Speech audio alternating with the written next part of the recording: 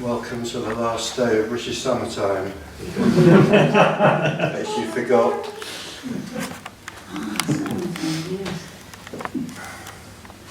You call it summer day. Well, officially. I hope we've all planned what we're going to do with our extra hour.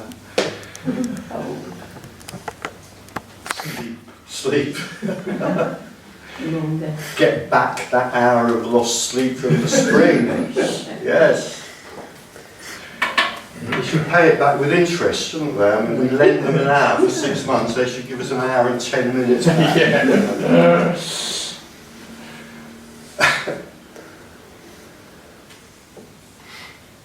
I had a choice today as to whether to be under-caffeinated or over-caffeinated. In the end, I went for over-caffeinated. Not quite sure what's going to happen. 1 wasn't quite enough, and 2 was too many, but there you go.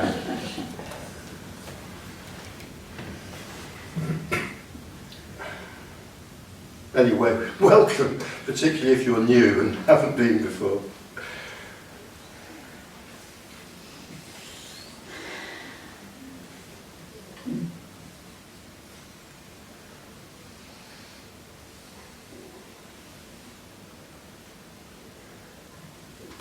So there is no self. I'm sure I've said that before. Yes. It seems as good a place to start as anywhere, really. We could start anywhere. There is no self. That's quite a good place to start because it's the heart of what we're here to talk about.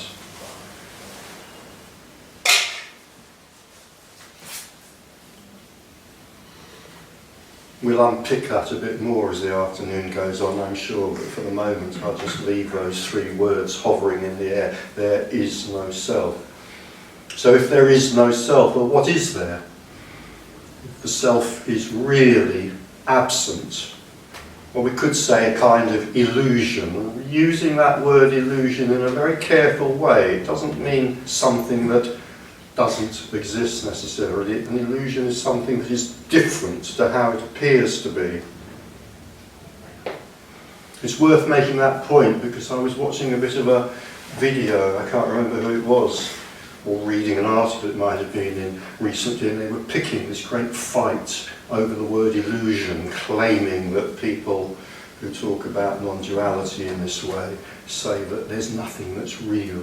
It's all unreal, it just doesn't exist. That is not what, because of this word illusion, that is not what an illusion means. An illusion is something that is different to how it seems to be. So we could say reality is an illusion in that sense, not in the sense that there is no existence of phenomena, but just in the sense that it is different to how it appears to be.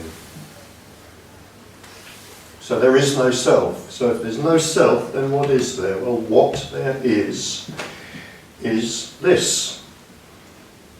What do I mean by this? I mean whatever is arising. And I'm going to assert that whatever is arising is the totality of what exists, of existence. And in some ways, what I'm saying might sound very challenging to the mind. But in a different way, I'm going to suggest to you that it is in the realm of the obvious. That in rather an obvious way, in fact, everything that happens, everything that exists, everything that can exist, can only exist in this. And I'm deliberately avoiding using the word now, because now is a time word with duration, but if you're happy enough with that word, then you can have that instead. You could say that all there is, I mean, the kind of conversational way to make this point would be to say all there is here and now. Unfortunately, or maybe not unfortunately, because we're talking about non-duality, we might need to get a bit more picky about our language, and I can hear protests arising, obviously fantasy protests in my head because they're not actually happening in the room. People say, but surely, you know, there is no here and there is no now according to non-duality and da-da-da-da-da. So without going too far down that rabbit hole, right now. We could conversationally say all there is here and now, or to be a bit more specific, all there is this. In other words, everything that is experienced, all phenomena, can only arise in this. Doesn't matter what the phenomena is. It might be a sight, a sound, sensation of a texture, a thought about the future, a thought about the past, a thought about some other place, or a feeling about the past or the future or some other place. It doesn't matter. Whatever phenomena are arising can only arise in this. I avoid the phrase this moment, but if you're happy with that, then have that, if it makes it clearer. There is, in a kind of very obvious way, regardless of what we might feel about non-duality and what's said here, and whether we want to embrace it or pick a fight with it or any other reaction to it, in a very obvious way, what I'm saying is just a simple description of reality. There is nothing other than this. And any thought, any feeling, any sensation can only arise in this. So what I'm saying is, what is existence? Well, existence is this. It arises, it falls away, and part of what arises and falls away for most individuals is the sensation or the phenomenon or the feeling or the thought, however you want to describe it, that there is a person in this experiencing it all. And that's the absolutely crucial point. And in a sense, that's the difference between the kind of the non-dual description of reality, if you like, and what I might call the ordinary conversational description of reality. That's the difference, that in the ordinary conversational description of reality, there are actually two different things happening, which is why it's sometimes referred to as duality, two things. And in the non-dual description of reality, there is only one thing happening, because we could say that one of the two things that are normally described is seen through. It's sometimes said that it's fallen away, if you like, when this has been seen in a non-dual sense. So the kind of normal conversational way of talking about reality has a very, very deep assumption embedded in it. It is so deep that it is usually not questioned. The fact that you're sitting here in this room probably means that you certainly have questioned it, but generally speaking, if you go down the pub and play a game of darts, it isn't being questioned. The assumption is there are two things. There is reality, and then there is a self. There's me, or there's you.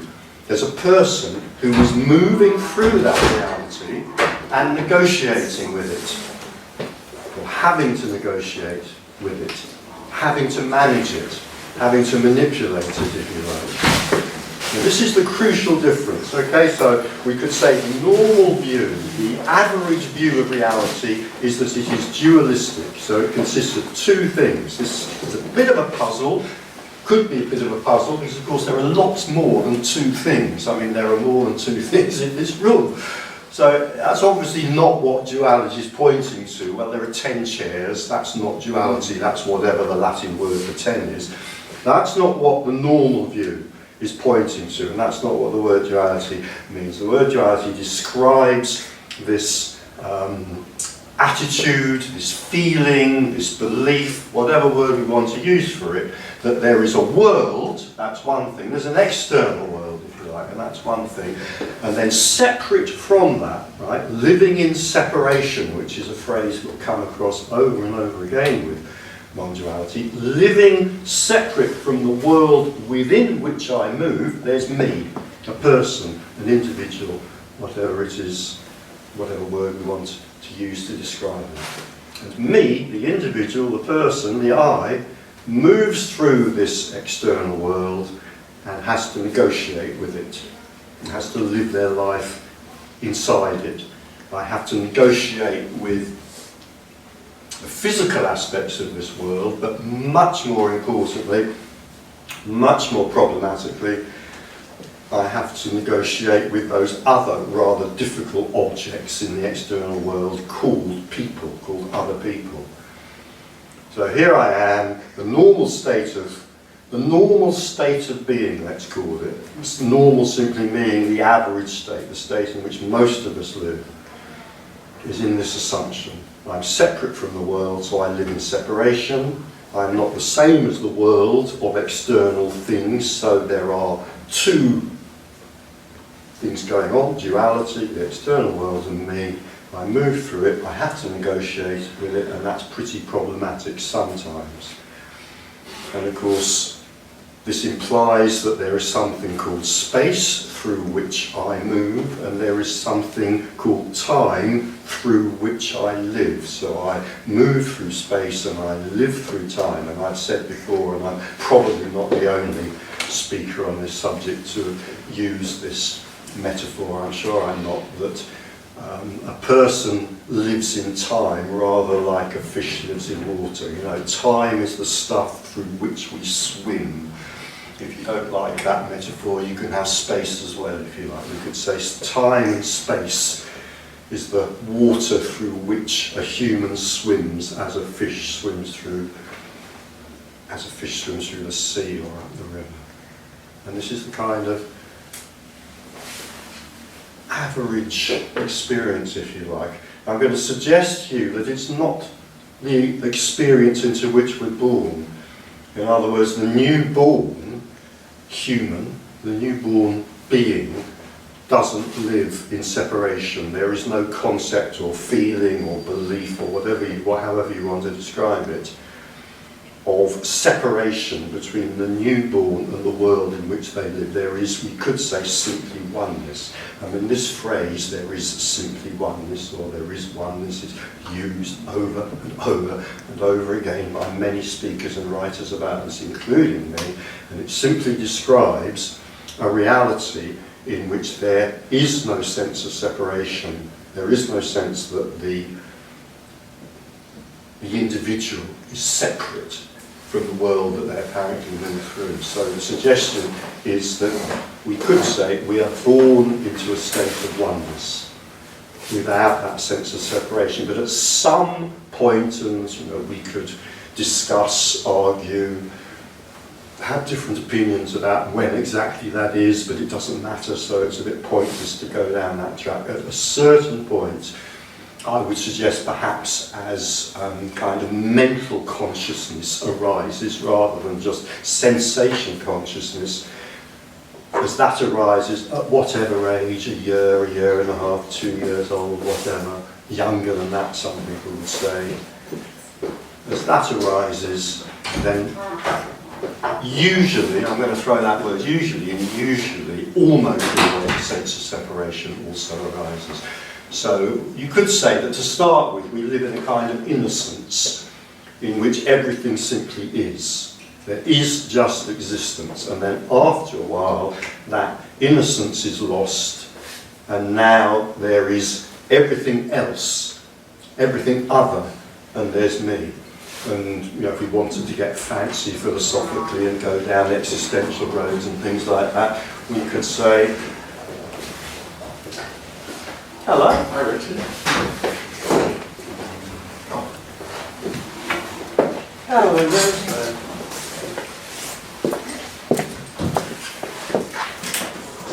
We could say that that is the beginning of alienation, which existential philosophers will make so much of.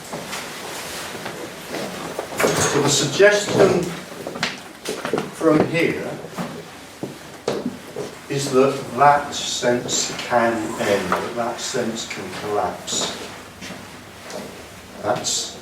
In a way, that's it. That's all we're here to talk about. The suggestion from here is that the sense that I am the one thing moving through the other thing. I am the person or the self or the individual moving through the external world, that can simply collapse. And if it does collapse, it is likely to take with it a whole set of assumptions that really only make sense for the one who feels separate, for the separate individual. And the collapse of those assumptions can be very shocking. They're not necessarily very shocking, but they can be very, very shocking. But I'll just mention briefly what some of those assumptions are. The thoughts just come into here as I was once. I think it would be too strong a word to say harangued, because I think I'd use the word chastised. I was once chastised for giving introductions which were, according to my chastiser, far too long. So I think I'll just make a couple more points now, and then if you're in luck, I'll draw it to a close, and then we'll see what else happens. What else happens, it will either be silence or discussion or questions or whatever. But that sense of separations arises, that sense of alienation arises. It does tend to bring with it certain other characteristics which are very fully believed in. And then when those collapse and are seen to be illusions, if you like, or unreal, that can be very shocking. And I think perhaps the most obvious of the characteristics that separation brings with it is I've stopped because I'm searching for the right word and I can't find it, so I've used the word that's not quite right, which first popped into my head, which is belief. And it's not really a belief, it's much more than a belief. It's more than a conviction. It's more solid than a belief than a conviction, but nevertheless, a belief or conviction or sensation that I have something called free will. Through this, I can operate a very magical trick called choice. So I have choices in the world, I have choices about this separate world that I exist in, and I have free will about which I can use to make these choices, and this is very, very important. In fact, it's crucially important. And probably, whatever culture I'm born into, whatever family circumstances I'm born into, probably I will be conditioned very strongly to think of myself as this separate individual. It's not just the kind of the sensations arises, it's like everything around me will be conspiring to encourage me to believe this. You know, Richard, you're a person, you're separate, you have a life to live, and much more importantly, you have this wonderful gift, or is it actually a hideous curse, but whichever it is, you have this wonderful gift, hideous curse called free will. You have responsibility for your life, you make choices about your life, and it's damn well up to you whether you live your life well or badly. And of course, what well or badly means depends entirely on the conditioning of the family, the society into which I'm born. So to live my life well might mean to accept the love of the sweet Lord Jesus into my life, or to embrace Marxist-Leninism, or to dance ecstatically before an image of the elephant-headed god Ganesh, or on and on and on and on. Obviously, we could spend the whole of the rest of the afternoon and next week as well listing all the different types of conditioning that can kick in. But at the basis of them all, you know, many, many things belong to the idea that I'm separate and that I move through this external world. But at the very core of them is the sense that you have free will, you have choice, you have the responsibility to make your life work in whatever way the conditioning around you tells you to make it work. I mean, if you're born into a family of bank robbers, then obviously your responsibility is to become a good bank robber. If you're born into a family of Jehovah's Witnesses, then your responsibility is perhaps a little different, unless they also happen to be bank robbers, which is unlikely.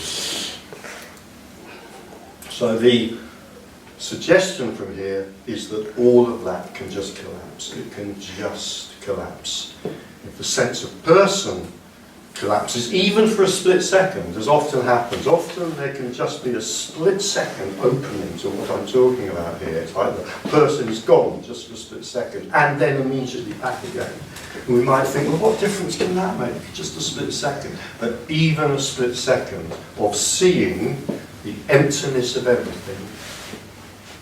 And by the way, the emptiness of everything is also full, but we'll come back to that later if we want to, because we can't do everything at once. But even just a split second of seeing the emptiness of everything can radically change the view of the individual who then goes on living their life, as they see that free will and choice and everything that depends upon that is just a kind of, I use that word again, is just a kind of illusion. It is something different to what it appears to be. And I've often said that if we think of a person's life and their conditioning and everything about them, if we think of that as a kind of, I'll use the word magnificent, it's not necessarily magnificent, but for the moment, a kind of magnificent cathedral built of stone, just as an image, think of that. We don't need to demolish that edifice brick by brick or stone by stone, because it all rests on, the whole edifice just rests on this core sensation, feeling, belief, idea, opinion, whatever word we want to use. It all rests on this core foundation stone, that there is a person there who has a life, who controls that life to some degree, who has responsibility and who makes choices. And when that foundation stone is taken out, if you like, this isn't a wonderful metaphor, but let's just go with it for now until somebody comes up with a better one. When that foundation stone disappears, even if it's only for half a second, then in a way the whole edifice collapses. This is why even a split second of seeing this can make such a radical difference to the one that then goes on living their life after that. Take away the person, take away the sense of self, take away responsibility and choice and the other things that depend on that, and the whole edifice just comes crumbling down. And then what are we left with? I'll make this my last point. And then what are we left with? Well, the question doesn't really even make sense. We have to reframe it. Then what is left? Not what are we left with, but then what is left? And what is left, kind of going back virtually to the beginning of this little introductory talk, then what is left is simply what's happening. And what is happening is the totality of existence. So all that is left is the totality of existence, manifesting itself as whatever is happening. And I think that's probably enough. I'll just remind you, I did skip over something back then. I did say, oh, and by the way, this nothingness which is seen, the emptiness which is seen, I think I used the word emptiness, the emptiness which is seen is also full. It's also a fullness. So I'm just going to remind us of that and then just leave it there. If anybody wants to pick that up and run with it, then you can. I think I'll stop there. And I probably just escaped the chastisement. Richard, to whom might the falling away of the illusions or ideas or beliefs or whatever it may be shocking? Yeah. To whom may it be shocking? Well, what I was talking about is something that quite often happens, which is that this sense can disappear for an instant and then come back. Mm-hmm. So the easiest answer to that question is the one to whom it is shocking is the one who comes back. Okay. So it's like, it's Richard, bang, there is just this emptiness, no Richard. And then what can happen is Richard again. And Richard is quite likely to be in a considerable state of shock. Like, what the hell was that?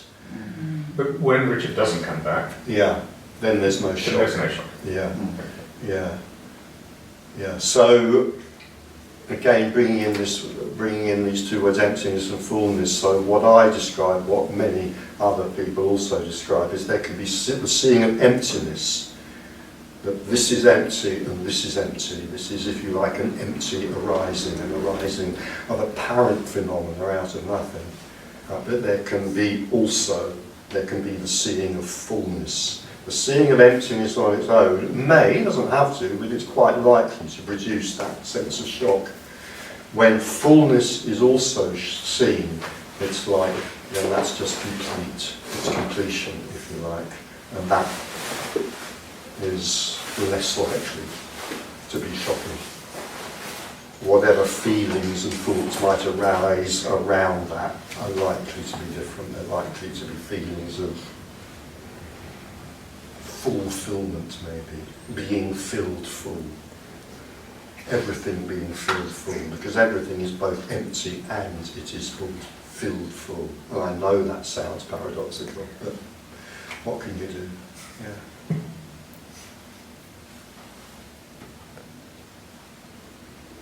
I once heard a description of an illusion as a reality appearing as something that it isn't. Yeah. So I think in Advaita Vedanta terms, they talk, that thing about the snake and the rope. Yes. And obviously the illusion is the snake. The reality behind that is the rope.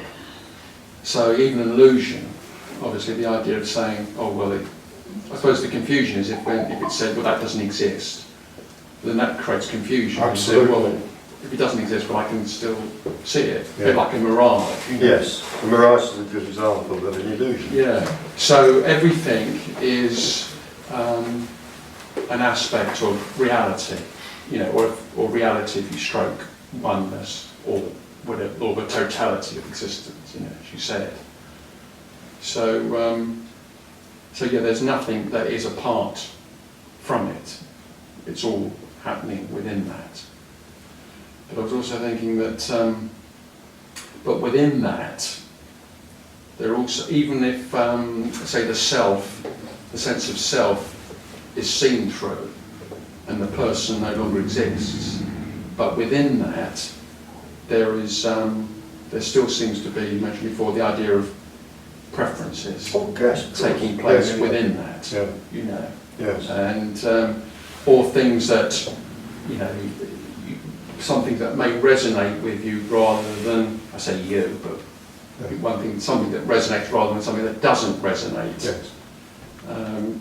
But this, I suppose what's prompted the question is actually that, it's sort of fairly prosaic, but it's just that we've, the neighbour next door's having a lot of work done in the house, and they've had lots and lots of workmen coming in, and unfortunately these workmen tend to have their radios playing, music playing, and so we both find this like really irritating.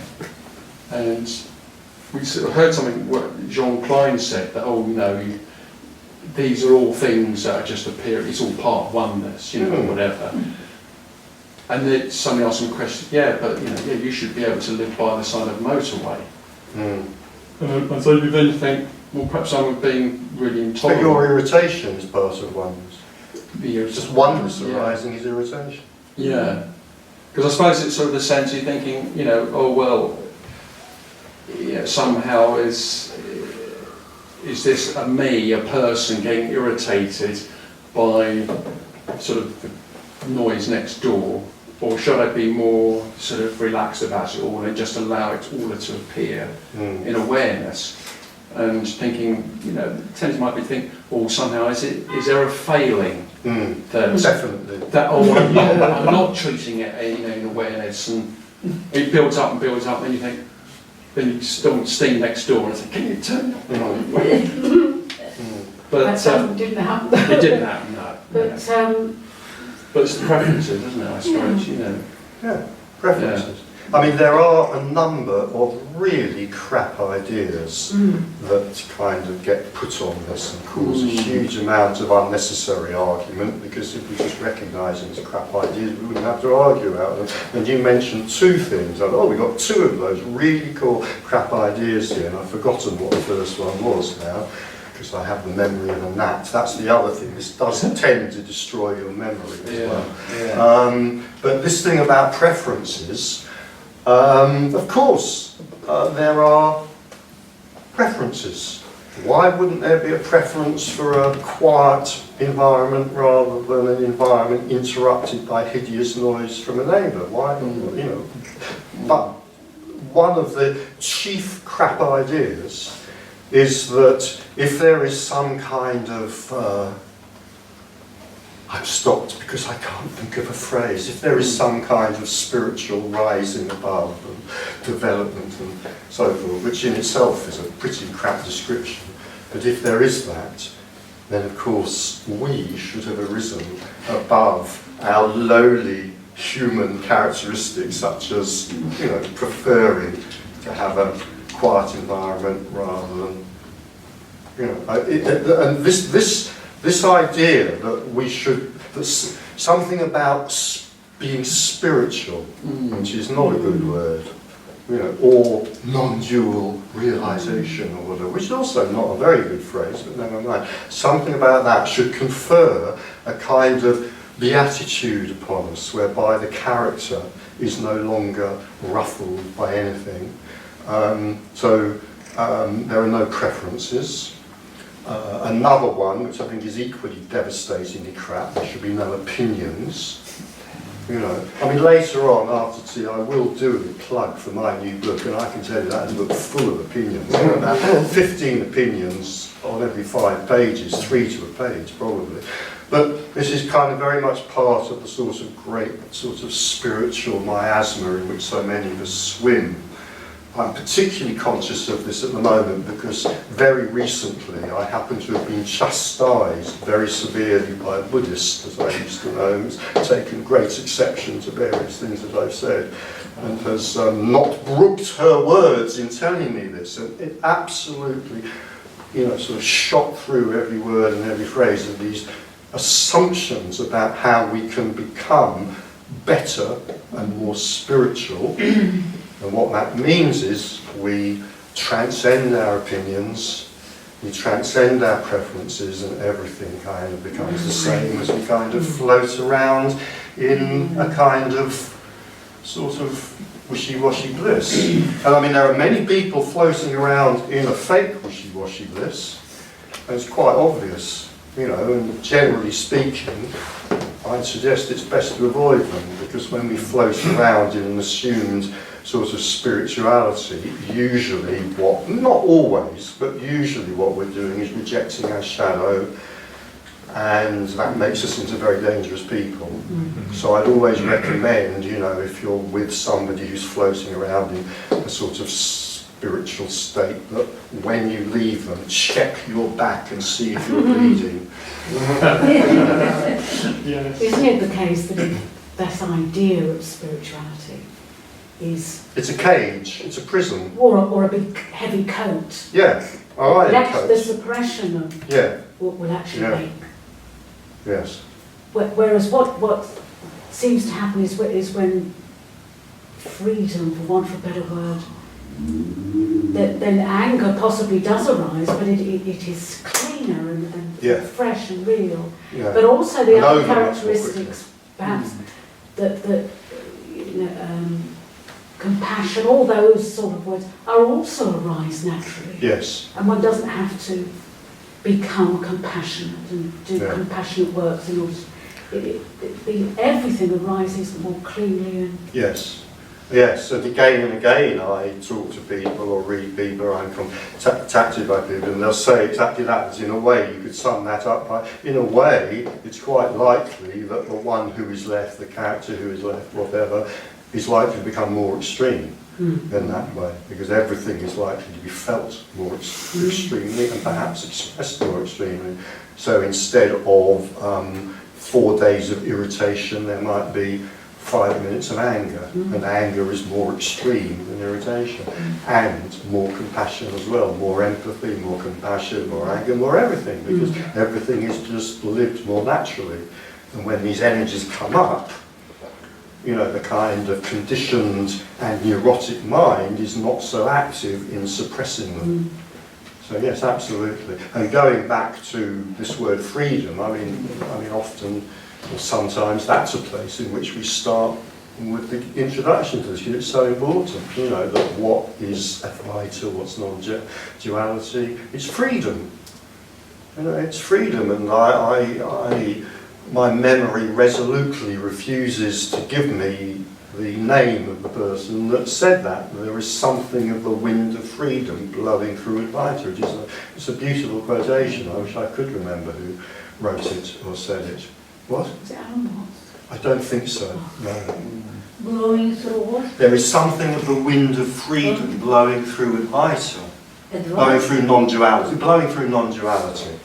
Blowing through non-duality. No, I just didn't hear the Yeah, Advaita, yeah. Advaita, yeah. That's what you said, that's it.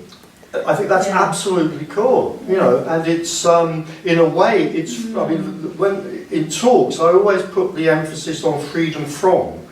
You know, it's freedom from the burden of being a person with the responsibility of free will and choice and so forth. But in a way, it's also freedom too. It's not freedom for you to do anything, because everything is simply being done, but it's kind of freedom from rules and restrictions.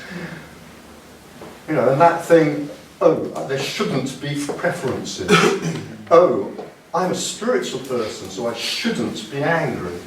And then, of course, what this tends to give rise to is a terrible neurotic constipation. Because anybody who's, you know, dabbled in therapy or personal psychology to any degree might have come across this idea of primary and secondary disturbances. And the primary disturbance isn't a good word, but I can't think of a different word at the moment, but a primary disturbance, let's say, might be anger. And the point about a primary or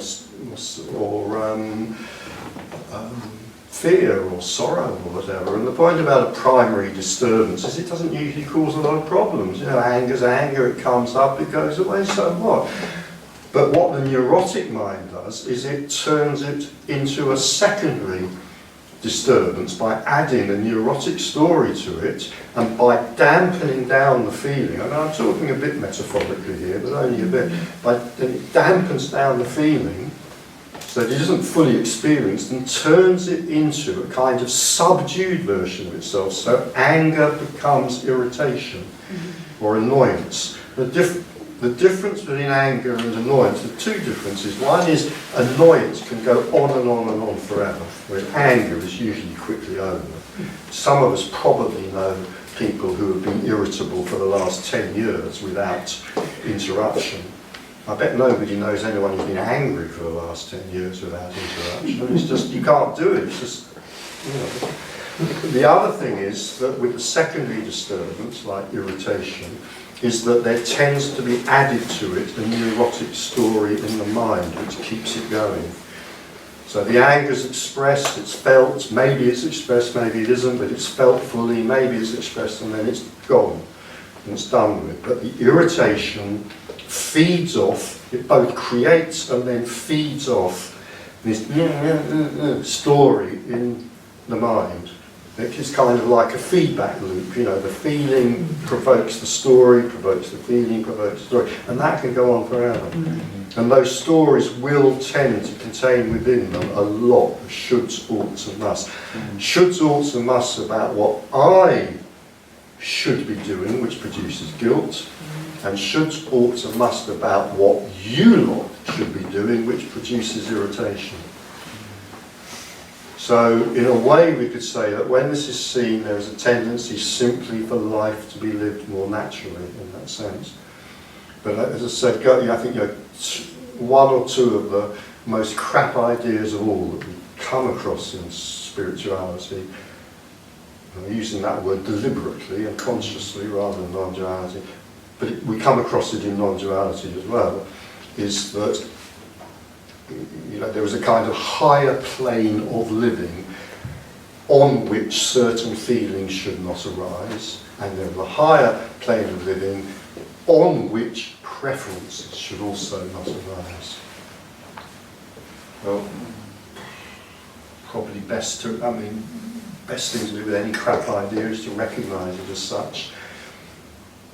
Yeah.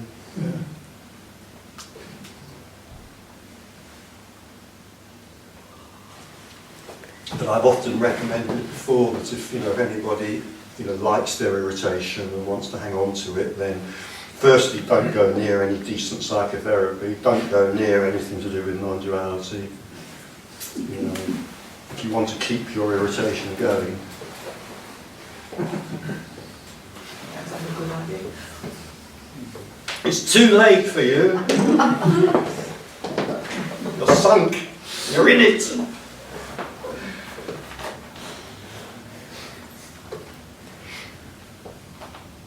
Yeah, so if whatever arises naturally, be that irritation, be that anger, whatever. No, I would say, can I just interrupt? I would say irritation will not arise naturally. Oh, irritation okay. can only arise when the natural flow of feeling is interrupted. But Right. go on. Okay. So irritation born out of Irritation arises suppression. neurotically. Neurotically. Okay. Yeah. Right. Anger arises naturally. Irritation neurotically. But go on. What were you?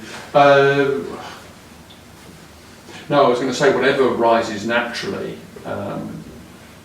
is just what is happening. So whether it's the person's music, Absolutely. whether it's the Yeah. person's music next door, which Yeah. maybe there might be an aspect thinking, oh well, I should rise above this and not be irritated. That's by also it. arising. You know, it's also rising. Yeah. You know, yes. But of course, the danger instead of thinking, oh no, but I shouldn't be irritated, and then sort of suppressing that. Yeah. It becomes The something thought, I else. shouldn't be irritated, is also arising naturally. It's oneness expressing itself as a neurotic thought and feeling. I'm just sitting here in this chair and this is also happening naturally, and just what is arising, pointing out that can be, let's say, psychologically and emotionally somewhat uncomfortable. Which is why, quite a lot of good psychotherapy and good psychological knowledge and other psychological interventions are kind of pointing towards ways in which perhaps it might be possible to live just more naturally, in the sense of allowing ourselves to feel and to express what's really going on. Because after a lifetime of conditioning, when all I've experienced for the last 25, 30, 35 years is neurotic feelings, it's quite difficult to break through that. But one split second of seeing this, and that might all just be fragmented. So maybe 25 years of psychotherapy, or one split second of seeing through this. It's not a choice, obviously. Nobody gets consciously to, what should it be? 25 years of psychotherapy at 50 quid a week, or a split second of seeing? One's a lot cheaper than the other. Not necessarily. I sometimes feel it's kind of inevitable sometimes in the way I speak and the sort of things I speak about, that it's possible, or even maybe sometimes easy, to hear in that some kind of like suggestions and, oh, it would be better if, and so forth. And it's not really that. I'm just trying to kind of comment, describe, characterise certain, I'm going to use a really pompous phrase here, aspects of the human condition. I'm just rereading a very good book about existentialism at the moment, so you must forgive me if I become more than usually pompous at times. Richard, you mentioned John Klein. I remember him saying, in this sort of circumstance, you were having a personal relationship with the bird or the radio or whatever it was that was getting in the way of stopping you doing something, so you thought you created this relationship. So is he, because I don't know Jean Klein, No, but that's how is he making a suggestion about No, that? no, or he was just commenting? describing what It's was just a happening. description. Simple description. Yeah. If you couldn't sit still because there was a bird tweeting outside when you were meant to be all perfect, You've got a personal relationship with the bird. Yeah. Energetically, it feels as though, Pardon? in that sense, it feels as though that, if we're talking about sound, it's actually hitting you. Yeah. But it's still possible to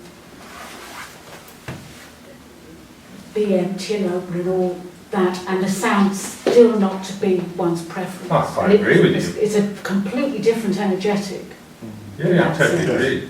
And to want to do And something to about that. not want Yeah. Yeah. within that, there probably isn't they shouldn't be playing the music. It is just I prefer not to have that in my experience. So yes, it's quite different. As the Zen master might say, when hungry eat, when thirsty drink, when annoyed by neighbours go round and hammer on the door. Yeah. Yeah. Maybe, I don't know. Yeah.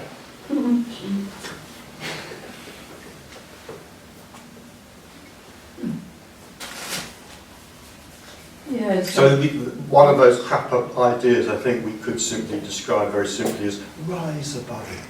Yeah. That's about one of the most crap pieces of advice you could give anyone. Yeah, just remembering a friend feeling irritated, angry, whatever, about the noise the children make outside. But she said, oh, but my dog sleeps quietly. The same noise, but he just sleeps, doesn't react. And I said, why do I do that? I'm irritated. And it's such a difference because the dog hears the noise, but it doesn't mean anything to him in that sense. It sleeps near. Might have been a deaf dog.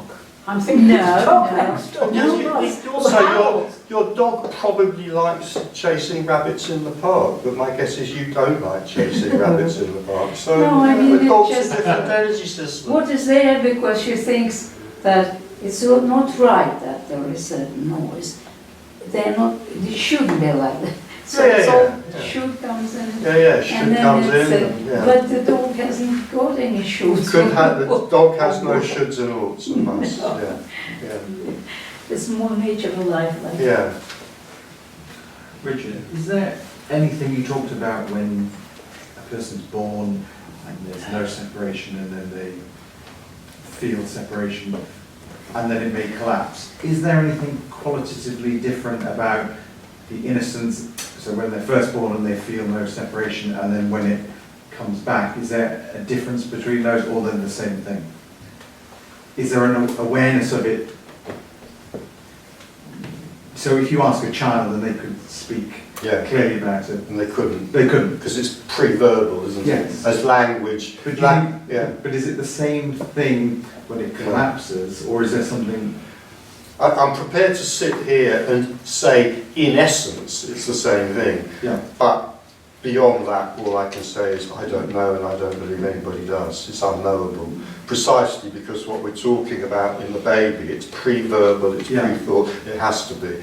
We could say that usually, it is almost always, but not invariably, I would say, as thought and language develop, so consciousness, self-consciousness, let's call it, not consciousness, so self-consciousness or awareness of being separate develops. So I would say in essence it's the same, but in practice, who knows?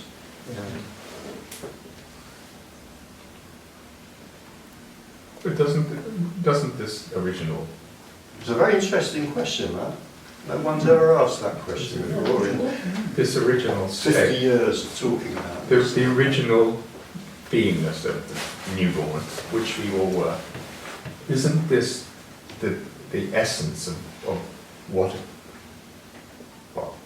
which creates the feeling of loss because of the separation, isn't this? Yes, I would say so, yeah. And again, I mean, in a way, we're being slightly speculative. Yes, of course. But Something. yeah, and of course, we have these wonderful myths which express that. Yes. Like, the loss of innocence, the loss of the Garden of Eden, and so on. Unfortunately, we have a habit of turning these myths into religions and then slaughtering each other in our millions because others have a slightly different interpretation. But I mean, essentially, we have lots of myths of the loss of innocence. Yeah, and it's a bit unfortunate because that word innocence is so tied up now with our concepts of morality and sin. But if you forget about all that, it's a kind of, the newborn is simply kind of living innocently in the world, naturally. It's a better word, naturally, to be living naturally. But yeah, and then that's lost. And we make up wonderfully colourful stories about that, yeah. Appears to be lost. Appears to be lost. It appears to be lost, yeah.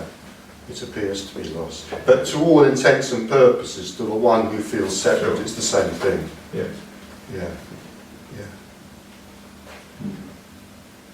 So in a way, yes, this is a kind of return, also a kind of return to innocence. Yeah. It's like a And child sorry. who was like a child who was lost in the jungle and raised up by Wolves.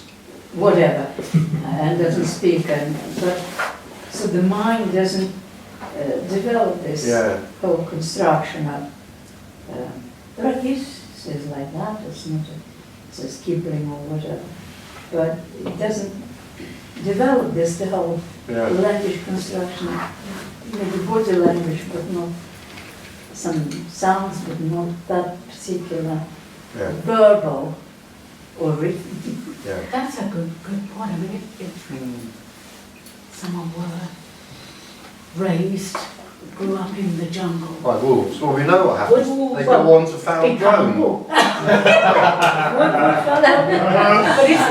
would the suggestion be that the egoic state wouldn't produce? It's an interesting speculation. Try. It's an interesting speculation. Yeah. I think there was wasn't there a case in France where a child was There have been cases of brought up, wild. raised by Wild wolves or children. something, and their whole Yeah. behaviour was wolf-like. Yeah. That's not extraordinary, is it? No. But if No. the sense of separation Yeah. occurs or not, would be the... Yeah. Who knows? Who knows? Mm. Yeah. Yes, the wild child. Who knows? Mm. It didn't do Romulus any harm, did it? Yeah. I mean, could it be said, I mean, it's probably a generalisation, but could it be said that then, the basis for most spiritual seeking is, even if it's subconscious or unconscious, is the desire to return Yes. to non-separation, Yeah. wholeness? Yeah. By the way, can I just go back Yeah. a little moment to the kind of the wild child brought up by wolves, as sort of slightly, not quite that, but connected to it. I mean, I don't know, but I have a feeling or a suspicion that, for example, in some tribal communities, the kind of talk that I gave earlier about free will and choice and responsibility wouldn't make much sense. I mean, I'm not sure, but having read kind of very amateurishly in the kind of anthropological area, as it were, I do get that sense that if you lived in with the Yacana Indians in the Amazon rainforest, before they had a lot of contact with Western minds, probably that sense of responsibility and all of that much less developed. I would imagine, but sorry, back to what? No, it just is saying, I'm sort of wary about sort of generalisations and making those sort of statements, but the idea of the basis for the majority of people engaging in spiritual seeking is even if they can't define it, that sort of desire to return to wholeness or non-separation. I think you could say that the basis for the majority of people engaging with an awful lot of stuff, including collecting beer mats, is the feeling of dissatisfaction, the feeling of the need to fill a gap that is perceived, and that gap is created by the sense of separation. And one of the common phenomena that you hear people describe over and over and over again when oh, I don't know what phrase to use, let's just use a very neutral, when there has been this kind of seeing, is that a much more, in a way, a much more passive life is likely to be led, not definitely, likely. And I have talked to so many people who say, well, I don't really know what's happened, Richard, but I just want to sit around and watch DVDs or sit in the park and look at the ducks. And so the kind of the drive to achieve all sorts of things, and it might be the achievement of the completion of my beer mat collection. It could be something as important as that, or it might be something trivial like trying to get into politics and changing the government or whatever. That drive can quite often die. I'm sure it doesn't in all cases, because there are absolutely no rules about this, and that's part of the freedom. As soon as we try to impose rules on this, we've kind of lost sight of it. But that happens often enough for it to be worth remarking on, that this can cause what can sometimes be perceived as an alarming loss of motivation. You know, so those of us sitting here with a kind of strong sense of the Protestant ethic are likely to be pretty appalled by this. Not just because it is suggesting that there may be something else of value apart from the love of the sweet Lord Jesus, but also because it can involve that loss of that personal drive that leads to us constantly striving to achieve greatness, whether it's in politics or with our dinky toy car collection, because in a way it's the same thing. I am not trying to belittle either politics or dinky cars, but in a way it's the same thing. We need to be busy, we need to have a purpose, we need to be moving towards some goal, whatever that goal is, as a separated person. When the separated person collapses, well, one of the common characteristics can be a collapse in that sense of motivation. Now this can seem terrible to those of us imbued with the Protestant ethic, because we associate often a collapse in sense of motivation with things like depression, for example. That sounds terrible. Well, no, it's not. It's just a collapse in the sense of motivation. Because actually sitting here on this park bench looking at the ripples of the water on the lake is fulfilling enough, at least for a couple of hours. And the literature is rather full of stories of individuals where there has been this seeing, rather sudden, let's say, and for a couple of years, really, all the person, the individual has done is sit around on a bench maybe. I mean, there's more than one story about of that nature. I don't know why it should often be a couple of years, but it does seem to be. And not everyone can do that. Some people have to go to work and pay the mortgage, but where there's that possibility of just sitting around looking at the horizon and at the fluffy cloudlets in the sky, that does happen a fair amount. Enough to make it worth commenting on. Enough for it to be indicative of a characteristic. I mean, there's no rules about this, but there are some common characteristics, and that's one of them. Loss of drive to achieve. Yes.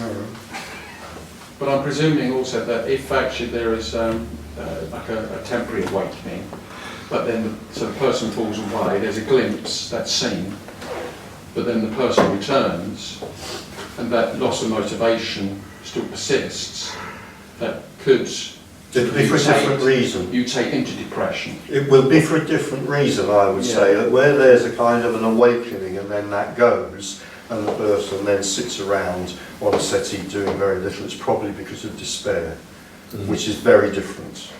You know, the one sitting on the bench in the park looking at the ripples of the lake is because the ripples of the lake are frankly bloody fascinating. Yes. The one where there's been awakening and then it's gone, which is very common.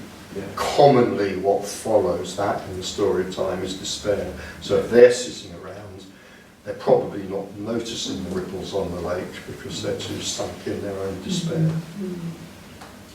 So even if It's another reason to avoid this like the plague if you are keen on the Protestant work ethic, or indeed anything Protestant, or indeed anything Catholic, because obviously despair is a horror and must be avoided at all costs. It's a sin, yeah. It's a sin, isn't it? Absolutely, despair, yes. It gives a doorway for Satan to get you in his sulphurous grasp. Despair, absolutely. Yeah, because more life is precious. Yes. that's also why it's useful to remain busy, isn't it? Because if idleness can Idle hands, yes, because the allow devil devil makes to come work. in, yes. Devil makes work for idle hands, yeah, absolutely, yeah. So let's go out and slaughter a few heretics. There are varieties sort of without that, but still, of Christianity, but still. Of course, varieties of them, of course they are. Without all this Oh, please, you've devils and all, absolutely. devils and all. You have nailed me, as you should nail me, for what I constantly do, which is aim for easy targets. Of course, you're absolutely right. No, but it's still true. I have- what you're saying, I have dear friends who are Christians, and I mean that, I'm not mocking. No, I have it's- dear friends who are Christians. Maybe unsurprisingly, they do tend to be rather kind of humanist and a bit wishy-washy in their Christianity. You know, they don't tend to be rich birds. I don't mean that it's sitting here, but it's just the one sitting here. But I've just known others. But it's still such a, it's still some kind of achievement there. So it still has to achieve this wholeness or whatever. There is this aim and purpose and. Well, it's kind of, it's natural for the one who feels separated to want to have goal and purpose and to feel that there is an aim and there is something I can do in order to achieve that. And it is the most heretical thing anyone can say is to suggest, how this is often misinterpreted, is to suggest that you can't do anything about your situation. But even if we take away the misunderstanding there and reframe it as there is no one who does anything, that is the most terrible blasphemy to those of any kind of spiritual or religious nature. And this castigation that I recently underwent from this Buddhist is precisely around that point. It precisely centres on that point. How dare you suggest that there is nothing people can do? I mean, that is the most outrageous and yet very common misinterpretation of what, not just me, but many others like me are saying. I am of course not saying there is nothing you can do, but that's a very common misunderstanding. And it is like a red rag to a bull to anybody of a moralistic and self-righteous nature. However refined. I'm going to have to cut this out if we ever put this on YouTube. However refined they are. However Refined. refined. They are. It's still, Yes, oh yes, yeah. rather refined. Yeah. Righteous. In a way, the more spiritually refined we become, the more outraged we have the right to be. In a way, I'm so pure that I have the right to be utterly outraged at this suggestion that it's okay just to sit on a sofa and look at the wall. Well, I spend a lot of my life sitting on a sofa looking at my wall. Perhaps I have a particularly delightful wall, I don't know. Yeah, because it's actually very subtle, some spiritual things are very subtle. So you to pinpoint that, it takes a bit of a Well, effort. are you thinking of anything specific when you say some spiritual things are very subtle? Some say mystical brands of Christianity. Okay, maybe it's just me. I would use those words completely differently. Mystical and spiritual. I would say this conversation and any conversation about, like this is the mystical communication. This is the only thing that mystics know. And I wouldn't make a connection between the mystical and the spiritual. I know many people would, but I wouldn't. I would say, yeah, the one thing that mystics know is there is no self. If you want to know about there being no self, go to a mystic. But don't listen to them about anything else. There's no reason the mystic should know anything about anything else. You know, don't ask them either how to cure your rheumatism or which horse to back in the 3:30 at Wincanton. But if you want to know about there being no self, go to a mystic. You sometimes say, in answer to questions, something's unknowable.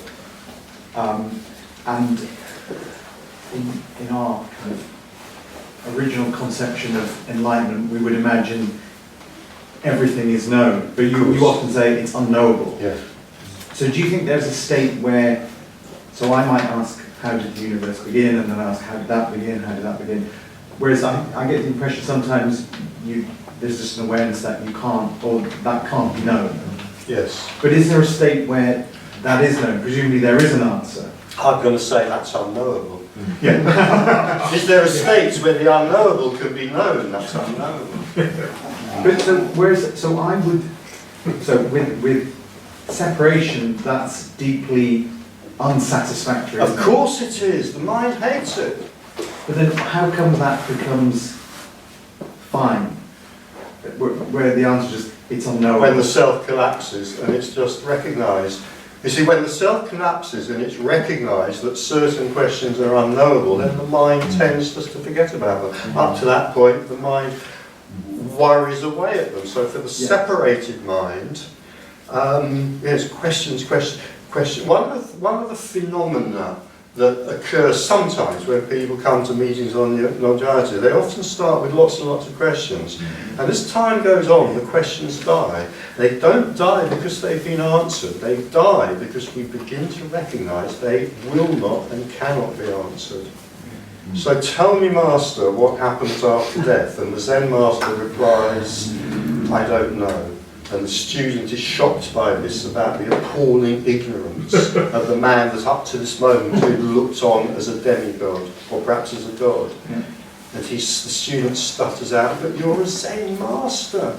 And the Zen Master simply replies, yes, but I'm not a dead Zen Master. So it's unknowable. Now, to the questioning, separated mind, that is deeply, deeply unsatisfactory and unsatisfying. I want to know, and what's more, somewhere there is somebody who can tell me. Somewhere there'll be somebody with a big enough guru's hat and a long enough guru's beard that I will be able to trust what they say. And probably you will be able to trust what they say for about 20 minutes before the doubts start coming in again. But when the mind collapses, and it's recognised that this question is unanswerable, is unknowable, then usually the mind just gives up and says, oh, what the hell, who cares? And then, I've often said, you know, that what we're talking about here isn't like anything, but if it was like something, it would be relaxation. Yeah. And this is one of the reasons why this can be relaxing, because when the mind sees that these questions it's been agonising over, perhaps for 20, 30, 40, 15 years, are actually unanswerable, it tends to relax.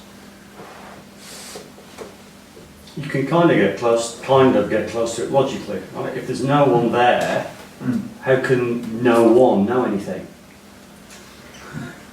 How can a nothing know something? Can't. Doesn't make any sense. I remember once sitting with a friend of much more philosophical bent than I have over lunch prior to going to see a different non-duality speaker, not me obviously, and we spent lunchtime cooking up the most devilish question about death, what happens at death, that we could think of. I mean, not because we were feeling mischievous, but because we genuinely wanted to know and put them clearest questions. Of course, we got nowhere with it, but at the time, it made sense to do that. No, it wouldn't make sense. It's like, well, I mean, obviously, you're not going to get anywhere with that. I'm not going to, you're not. You may find someone whose answer you trust. How long will you trust it for? If you're lucky, 20 minutes. If you're deluded, 2 years. If you're really deluded, 20 years. It seems to. It's like a dog trying to understand algebra in a way. Maybe. But it's just about the questions dying away. It not only are they not important and there's no answer, but it seems, from my experience, that the font of the questioning has changed. The font has The changed. font, where Yeah. the questions Yeah. come from, it doesn't Yeah. exist anymore, really. Yeah. Yeah. So they just don't arise. Yeah. Yeah. I mean, we can give these questions up out of frustration or because we can see that they're not going to get anywhere, and if we do that, that can be somewhat relaxing. Or, as you say, it's simply that the questions no longer arise. Yeah. Yeah. And again, that might be why there may be more sitting on a bench looking at the horizon, because these questions are not arising. But you could argue that the question may not arise. I'm going to say the same thing again, but there may be an answer to the question. There will probably be multifarious answers to the question. Yeah. So I think what you mean is there may be a kind of godlike answer to the question. Yeah. The answer we can trust. Well, good luck. That's all I can say with that. It does depend on the question. I mean, what's going to win the 3:30 at Wincanton? Eventually there will be an answer to that question. Yeah. So you're saying there may be an answer, but it's just not knowable. And then the question, does something know the answer? And in that case, what is that thing? I'm presuming there's nothing separate from, when there's no separation, there isn't anything else. But then, if there are answers to those unknowable, so where is that? Floating around in the Akashic records, probably. So there's some beautiful stories, aren't there? Yeah. All these wonderful near-death experiences where, I was shown the Akashic records and I knew the answer to everything. I knew the truth about everything. Because when I came back, when the spirit white light said, "It is not your time," and I had to come back and all these memories were erased. Lovely, beautiful stories. Have they got any reality? It's unknowable. Now the questioning mind may still go on questioning about that, but I think when the mind collapses, it's unknowable is enough. It's like, oh, who cares? You talk about the mind collapsing. What steps would one take to get to that point of the mind collapsing? Now, is it tea time now? So I want to answer my question. It's a key question. You don't know. What happens? I mean, this is also. I'm sorry to keep going back to this, but it was such a recent event. It's very much in my. It's very much there. Going back to the to the castigation of the furious Buddhists. This is another reason for the castigation. It's over this. I mean, in a way, I've answered this question many times, and I've written about it many times, and so have other people. Is part of me that at this stage says, well, what would you like? Would you like there to be, I sometimes use the phrase path and practice, but would you like there to be path and practice leading to this collapse that we're talking about? Because if you like that, then have it. It doesn't matter. It doesn't matter. It really doesn't. Nevertheless, I sit here in this chair sometimes, I hope not always, rather pompously, and I assert that this seeing, when it is seen, and you hear this over and over and over again in descriptions, it's even just that a split second of awakening, it is so obvious that it can have nothing to do with anything that I think or believe myself to be. So are you saying So there's in no that- path? So in that sense, I am saying there is no path. I would add to that, because I have the kind of screeching Buddhist voice in my head maybe, or my ear perhaps a little bit too much, I would say that many things that are presented as paths or methods to enlightenment, which is a weasel word if ever there was one, may have, I'm going to use the word therapeutic benefits. They may have therapeutic benefits for the person. Alternatively, they may be enjoyable. And alternatively again, if you really hit the jackpot, they may be both enjoyable and have therapeutic benefits. And there ain't nothing wrong with that. And there's especially nothing wrong with that when we come back to the bedrock of what we're talking about here, which is in any case, what happens is what happens. So if, for example, meditation arises, it arises. If you're lucky, it may be enjoyable. If you're doubly lucky, it may have therapeutic benefits. It does for many people, not for everyone. So in a sense, I'd like to see this question kind of irrelevant, as irrelevant. Both from that point of view, why not meditate if you enjoy it and it's therapeutic, but also from the more philosophical point of view, in any case, meditation will arise or it won't. If there's an energy there for meditation, it will happen. If there isn't, it won't happen. It actually has nothing to do with who you think you are.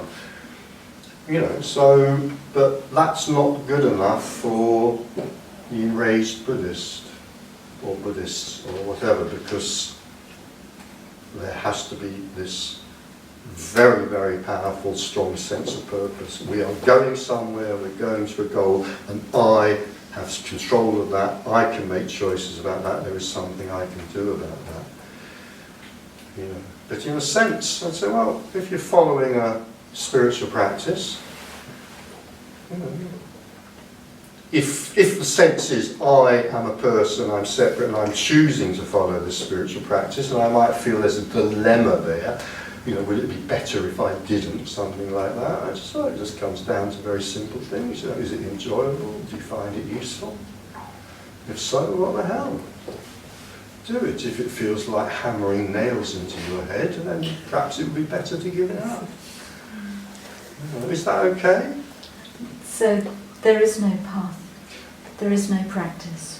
There It just are happens a or zillion doesn't. paths, and there are a zillion practices. don't They either lead happen to- or they don't. But it doesn't directly lead to the collapse of the person. Yeah, I'll go back to what I started answering that question, is that over and over and over again you get this description, even just from a split second of seeing. I mean, this is one of the reasons it's so shocking, particularly if you have been a dedicated spiritual seeker. It's one of the reasons it's so shocking is that seeing this cannot possibly have anything to do with who I think I am. It cannot have anything to do with what I think I have done or have been doing. Now, it's quite possible after that for the mind to come back in and reassert itself. You know, and so we pick up the spiritual seeking again. That's quite possible. But you know, there's nothing sitting here saying there's anything wrong with spiritual seeking or there's anything wrong with spiritual practices or anything like that. I'm a bit cautious about the word spiritual, so I'd say, well, therapeutic. If it's therapeutically beneficial, do it. I meditated for 30 years. I don't regret it. Do you now?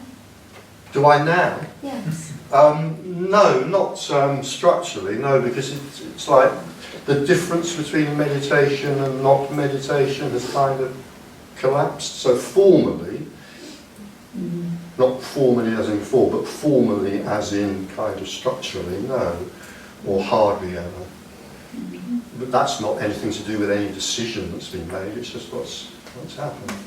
And maybe, I mean, about 12 years ago I took up Tai Chi, and Tai Chi's a bit, maybe that's why, I don't know.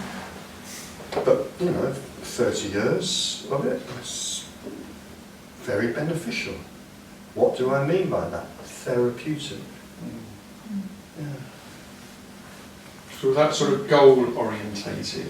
I was very goal oriented. So the idea of doing meditation and stuff like that, that was a path. Absolutely. The idea that if one Absolutely. practiced and did these things, one would Yeah. get to this point. Of course. But to me, obviously, thinking that if I do this, I'm going to achieve that. Absolutely, yeah. And that's kind of like Sarah had therapeutic benefits, Yes. and then those beliefs, and probably that's probably why I kept it up for 30 years and so on. If you get the double whammy of it satisfies the mind about its beliefs and it is genuinely therapeutically beneficial in terms of relaxation and other things, then probably you'll keep doing it. But again, going back to talking about what might happen is this just literally split-second moment of awakening, that's partly why it can be such a shock. Yes. Like, what the hell? Everything I believed is just sort of blasted into space. Yes. So if you have been, the more kind of committed and dedicated you've been as a seeker, the more, the more devastating it becomes. And people then get asked to leave their spiritual communities when they start talking about this. I've known it happen quite a lot of people. I mean, by that time, I was no longer part of a spiritual community, but I talked to plenty of people who were, and they've been asked to leave. Because what they're saying, exactly what they're saying, doesn't kind of fit anymore. We think it's better if you don't come to, the Vedanta temple, or we think it's better if, you don't come on the next Zen retreat, whatever. Yeah. Yeah, absolutely. Yeah, this can be hugely disruptive. It can be hugely disruptive in any case, but particularly if you're part of a spiritual community. Yeah. Yeah. Did you say earlier on that just a very split second of seeing and there's no going back to how it was? Yes. Even if the sense of separation returns Yes. after an awakening, Yes. even so, So much it's a deal breaker. It's something has changed. Even with the person's coming back, it's like, no longer going Never back. be the same again. It's the same again. Yeah. I mean, they can pretend. Yeah. But are you saying there's nothing that you can do to get another glimpse? Are you saying there's nothing that you could do to get another glimpse? I'm really saying there is no one who does anything, which is, you might think, possibly you might have been a bit picky with words, but it is different. So in common conversation we might say, there's nothing that you can do. And that's what's going to get the Buddhists, etc. angry, the spiritually pure and the self-righteous angry. That's not really what I'm saying. I'm saying there is no one who does anything. There was nobody who did anything in the first place. So think of it this way, there was nobody who chose to do meditation for 30 years, yet meditation for 30 years happened. There was nobody who did anything that brought about, let's say, a split second of liberation, yet that happened, or awakening. There was nobody who then chose no longer to meditate, and yet that happened. It might sound a little bit like I'm trying just finessing language, but I'm not. There's actually a chasm between those two statements. There's no one who chose to meditate, or who chose not to meditate, or chose to do meditation first and then chose not to. There's no one who did that. That happened. It's the other side of the universe from. So what you're saying is there's no point in doing anything or something like that. That's not what I'm saying. What happens is what happens. If meditation happens, it happens.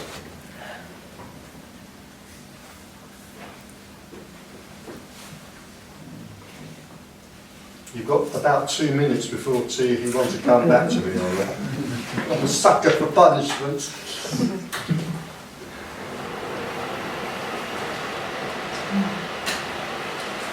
So in that sense, there's really no So, preference. Martha, sorry, could you, it's just because the microphone picks it up too much, yeah.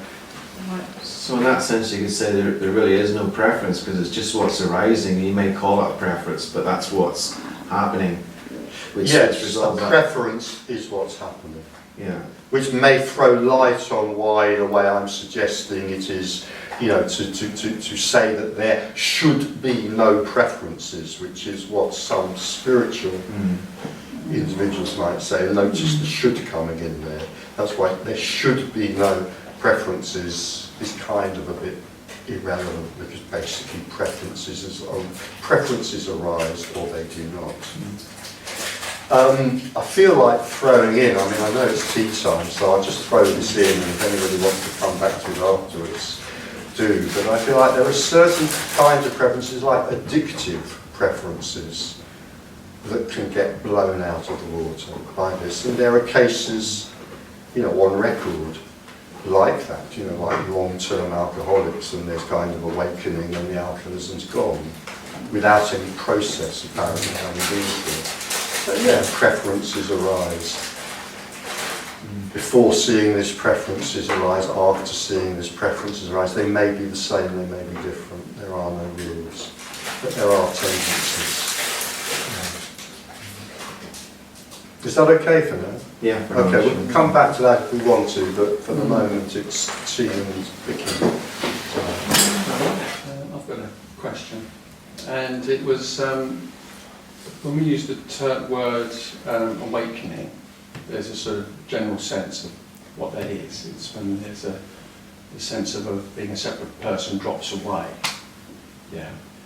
But while there is a sort of multitude of, to use your sort of psychophysical organisms, does the way that awakening is seen, although there might be characteristics, is it also true that anything can arise? So it can manifest in a multitude of different ways according to a multitude of different psychophysical organisms. When you say manifest, do you mean kind of occur, or do you mean in terms of what its apparent consequences might be? Yeah, apparent consequences, or how it manifests. Because I imagine that the awakening, if you say, well, it's when the sense of me falls away, but then how that is then incorporated or seen for that psychophysical organism. Anything can happen. There are tendencies, but anything can happen.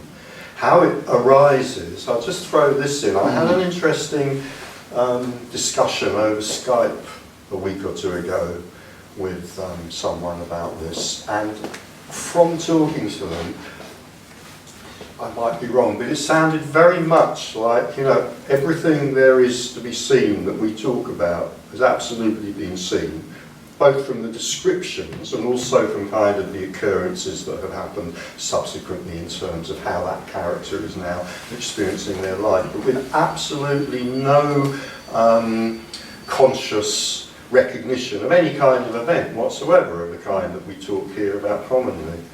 You know, perhaps these events can happen in sleep. Maybe, I don't know. Maybe we're back in the realms of the unknowable there, but certainly this person had, this individual, this character, had no conscious recognition of any kind of event happening, and yet it just seemed to me from what they were saying, the description they gave, that it's just incontrovertible that this has been seen. And it seemed to me they could be sitting in this chair giving this talk. You know, so both in terms of what can apparently happen around awakening or liberation, both of these words really are a bit ridiculous, and what the effects might be on the character. All we can say is there are tendencies and anything can happen. Yeah. So the other sort of phrase that sort of comes to mind is this idea of description, not prescription. Yeah. So with the idea that somebody may describe, I use the word experience because I can't think of any other word, of an awakening when the person falls away, and then or how then it manifests, that they are then sort of like this. then other people looking at that and thinking, oh well, that's how it manifests for them. That's what was happening before the person fell away. Therefore, it's maybe seen as like a prescription for them what needs to be done in order for me to then get to that point. I would say that one of the differences between what we're talking about and a spiritual path is description and prescription, and I think probably what quite often happens is there is a description of the seeing of this, and then that gets turned into a prescription by the minds that hear it. Because the minds that hear it can't understand it. Because unless there's been this seeing, the mind can't make sense of it. And I would also say that's also going back to what I was saying earlier, that's also the difference between what the mystic talks about and what the spiritual teacher or guru talks about. And the mystic just gives a description because there's nothing else they can do. And the spiritual teacher or guru gives a prescription. Tends to, not always, but tends to. Yeah. And then what happens to those prescriptions is probably what usually happens with the human mind, is that pretty soon differences arise and different interpretations arise, and then people get very angry and incensed and very passionate about their interpretation, and you get, first of all you start with Buddhism and then you get 1,000 forms of Buddhists all at war with each other, or some of them at war with each other, and same with Christianity and so on. Yeah. Whereas for the mystic there's no possibility really other than to embark hopelessly on a failed attempt to describe this, knowing that it can't be done. Yeah. Does that get anywhere near what you were asking? Yeah. I mean, in a way, it's just sort of that sense of, I suppose although you said there are tendencies, there nevertheless can also be seen as unique. The how it manifests, and how it's then seen, according to each psychophysical organism. Yeah. And for example, how disruptive it's likely to be may, depend on, the nature of the life that character was living up to that point. We were talking a little bit in the tea break about being, again, what I mentioned earlier, about being asked, perhaps rather politely, to leave your spiritual group, because what you're saying is now seen as somehow disturbing to the teachings. Well, that's not going to be a problem if you're not in a spiritual group. I talk to people who've had tremendous problems with their partners, their nearest and dearest, over this. I talk to people who've had no problems at all.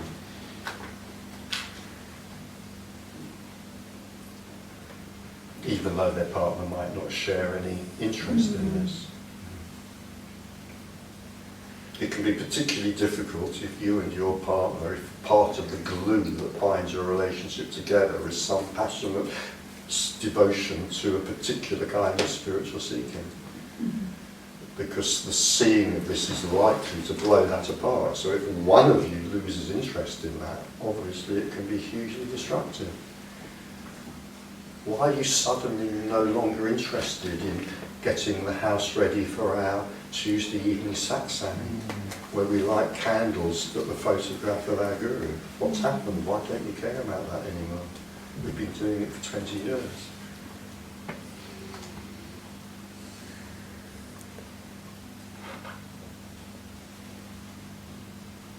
Is it possible to say that when something expresses itself uniquely through the psychophysical organism, that is dependent on conditioning, whether cultural, societal, that sort of thing?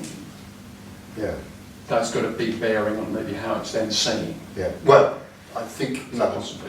I think it's if it's seen, it's seen. How it's then interpreted. How it's then interpreted. Yes. Yeah. Yes.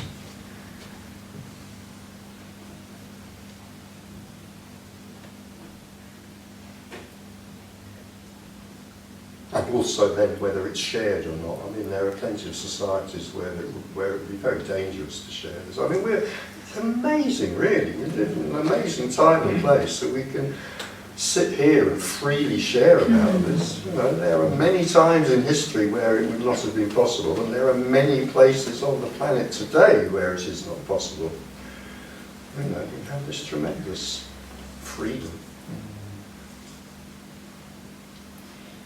Yeah. And why is that? Why is it so dangerous in some places and at some times to talk about this? Because this is ultimate freedom and it doesn't require anything, so it doesn't require any hierarchy.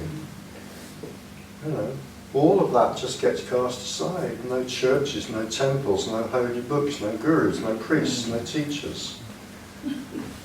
Yeah, it all becomes irrelevant. And boy, oh boy, does the hierarchy recognise that. And boy, oh boy, do they clamp down to preserve their patch if they feel they need to, you know. So we're amazingly fortunate in a way.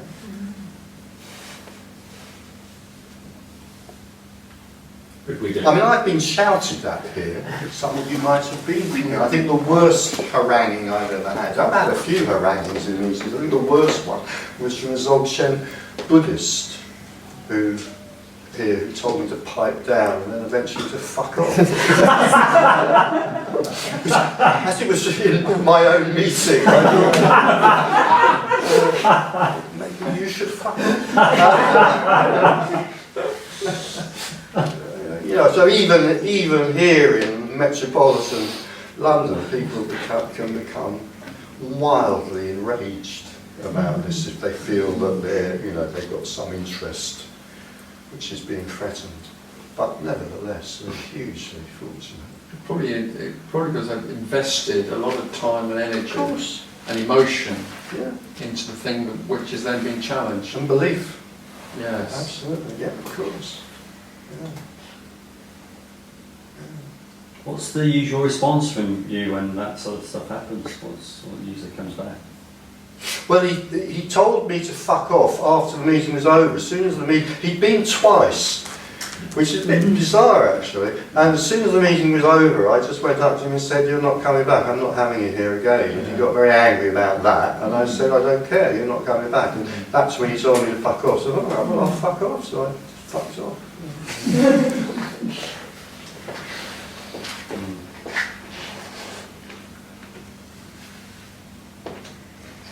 When the self has collapsed and you're, you see, are you aware of other people who see?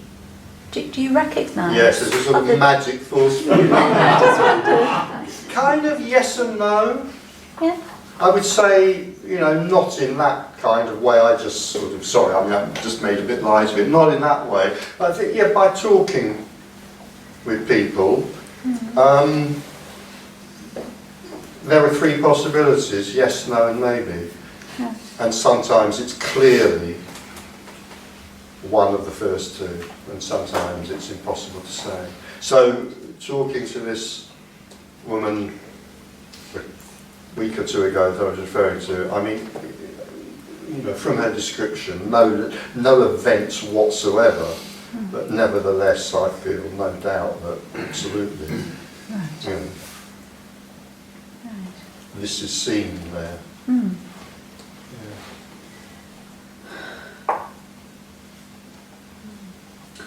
You've spoken about before how some people have a sudden awareness and others it kind of gradually comes on. Yeah. And do you think the people where it gradually comes on, do they know that it's happened, or when it happens, do you know that it's happened? Yeah. Or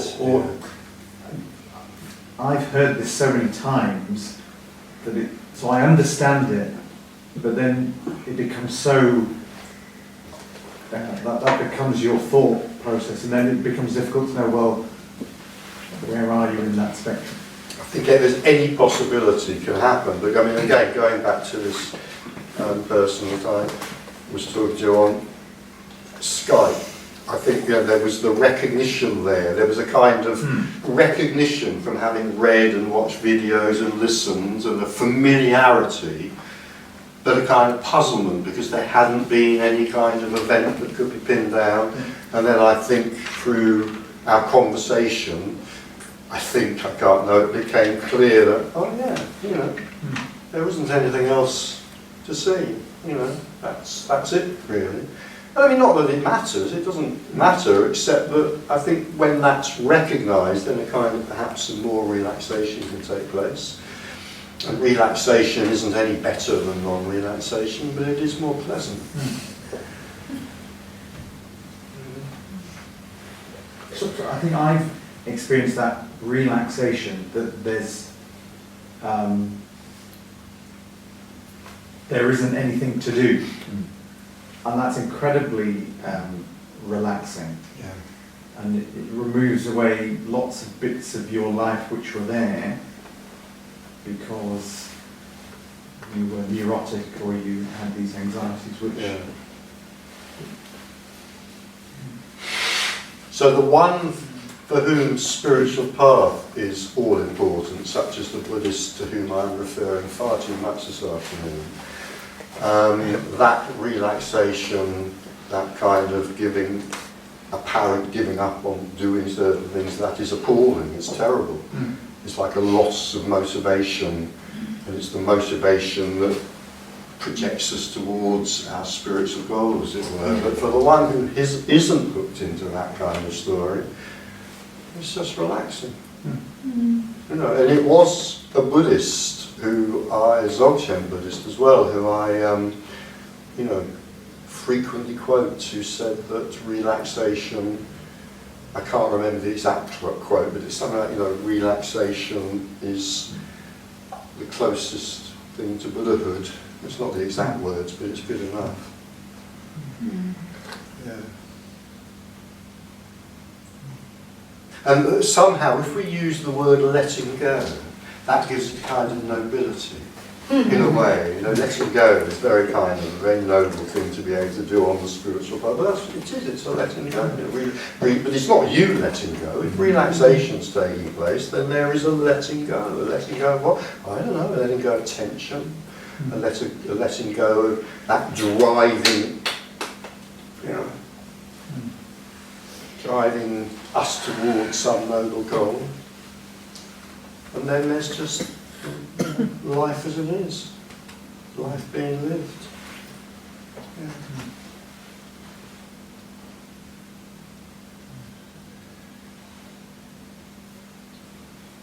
Yeah. You mentioned that woman you spoke to on Skype, you said, or something, and you felt, you had a sense that. The nature of that conversation, is it that that woman is looking for some sort of clarification or understanding? Or because there haven't been any noticeable events. The kind of events that some of us talk about, they can be, quite difficult not to notice them or to ignore them. But because there'd been nothing like that she could pinpoint, so there was a kind of the mind was still going, is this what they're talking about or isn't it? Was there a sense of before and after, though, in relative terms? Change in the characteristics that are being manifested. It's like, well, this sounds what these guys are talking about, but there hasn't been an event for me. So what's going on? That sort of thing. Yeah.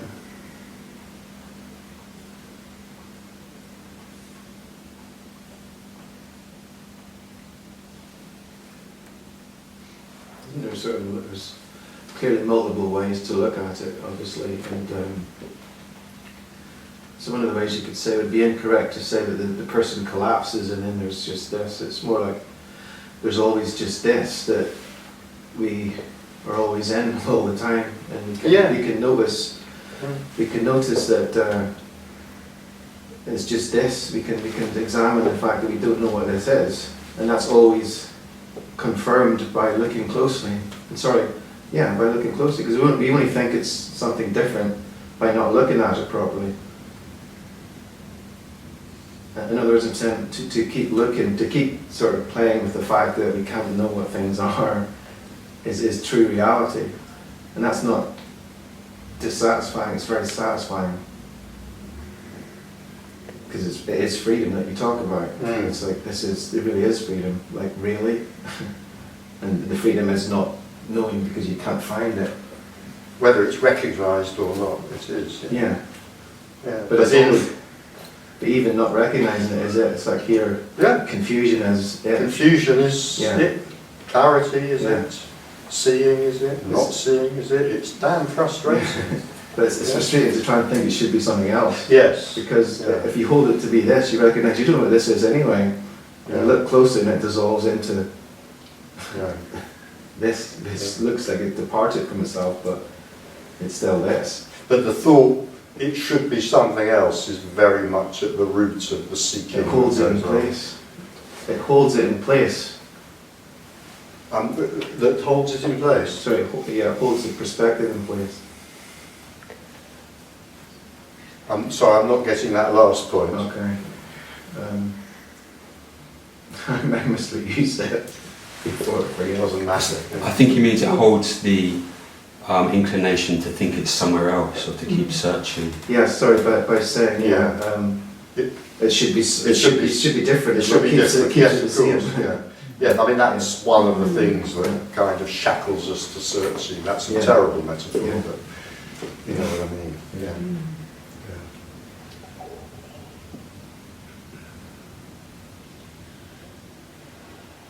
I needs energy in order to maintain itself. So when it crumbles, when I crumble, so self as a basis of I, then tremendous amount of energy is noticeable. May well be. It may be. It might be. Yeah.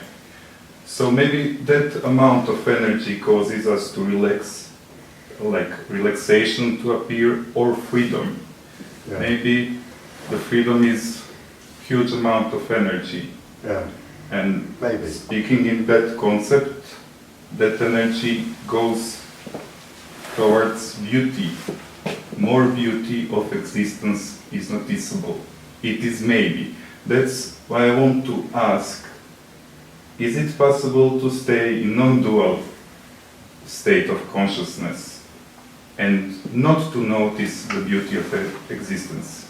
Well, firstly, I wouldn't use the phrase, I'm not just being picky, but first I wouldn't use the phrase, being in or staying in a non-dual state of consciousness. I have no idea what that would actually mean. But if we take, the second part, if there is, I'll stick with the phrases I use, no matter how inadequate they are.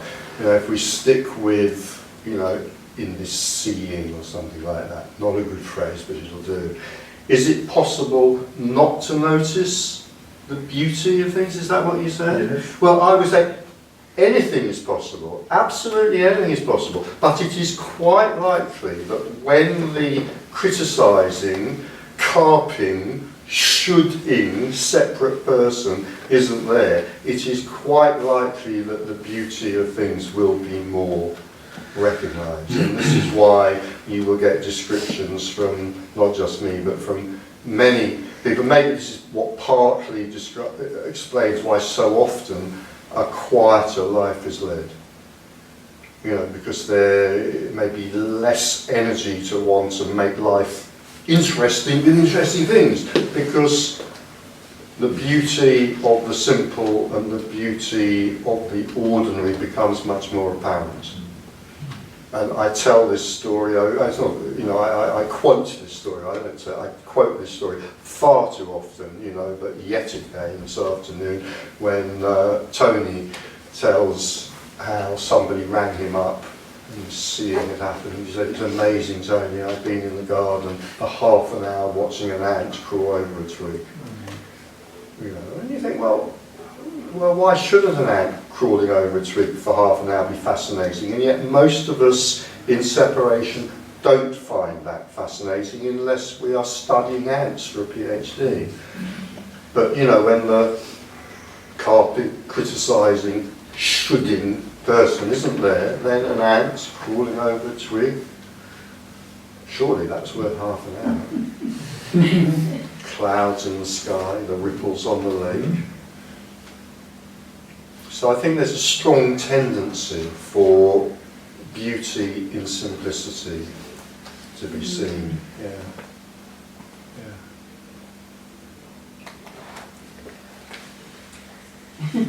Now I can see that I couldn't become a proper scientist, which I was aspiring to be, because I was stuck in watching plants growing and something. You got caught up in Instead their beauty. Quickly on the left, right into the. I was stuck in this wonder. Now I can see it clearly, but that's that. I feel like adding in defence of scientists, I think it's possible for scientists both to investigate the physical world and also to appreciate its beauty. Yeah, to an extent, but Yes. I say that's sort of a bit a defect when this comes first, Yeah. instead of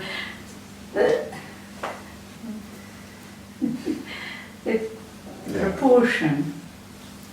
Why haven't you labelled the stamens on that plant yet? Because I'm still lost in its immaculate beauty, that's why.